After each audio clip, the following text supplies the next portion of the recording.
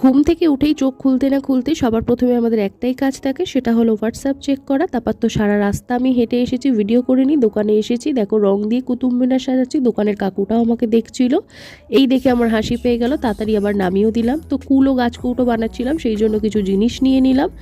তারপর আমি চলে গেলাম, কিছু ঠাকুরের জন্য ফুল ধূপকাঠি নিলাম। ফুল আমি ভীষণ ভালোবাসি, সেই জন্য রাস্তায় আমি ফুল দেখলেই ঠাকুরের জন্য নিয়ে নিই। দেখো কত গোলাপ বিক্রি হচ্ছে, ভ্যালেন্টাইনের সময় কিন্তু গোলাপের একটা টিকিও খুঁজে পাওয়া যায় না। তো তারপর ভাবলাম বাড়ি যাওয়ার সময় একটু খাবারও নিয়ে নিই। দেখো একটা কিউট সা ডগি আমার দিকে কিভাবে ফ্যাল করে তাকিয়েছিল, আর আমার পিছুই ছাড়ছিল না, আমার ভয়ও লাগছিল বেশ। তারপর ভাবলাম বিস্কিট কিনে দেবো, ও বিস্কিট খায় না, ও নাকি চিকেন পকোড়া খেয়েছে।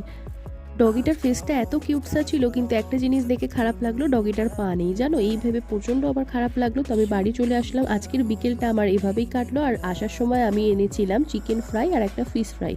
আজকের ভিডিওটা যদি তোমাদের ভালো লেগে থাকে তাহলে লাইক করো আর সাবস্ক্রাইব করে পাশে থেকো।